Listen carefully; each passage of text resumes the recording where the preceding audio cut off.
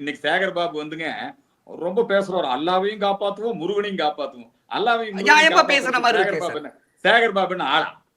அல்லாவையும் அவரு இந்து சமய அறநிலையத்துறை அமைச்சர் சார். அறநிலையத்துறை வந்து மிக தெளிவா ஆவணங்கள் இருக்குங்க. 1934 ஒட்டுமொத்த அந்த மலையும் முருகனுக்கு சொந்தமானது. புரியுதுங்களா?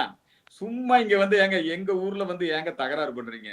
அமைதியா வாழ விடுங்க. இல்ல அல்லாவும் காப்பாற்றுவார் முருகனும் காப்பாற்றுவார் திருப்பரங்குன்ற மலைய அப்படின்னு சொல்லிட்டாங்க. ஏங்க சேகர் பாபு தெளிவா சொல்லணும்ல, அது எங்களுக்கு சொந்தமானதப்பா, தெளிவா சொல்லணும்ல. கோர்ட்ல இருக்குது.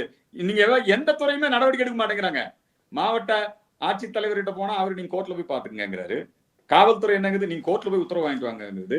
வருவாய்த்துறை கோர்ட்ல போய் உத்தரவு வாங்கிட்டு வாங்கிறது. அறநிலையத்துறை கோர்ட்ல. அப்ப நீங்க எல்லாம் எதுக்கு இருக்கிறீங்க?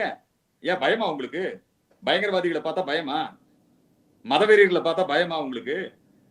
நீங்க உத்தரவு போடுங்க சார்.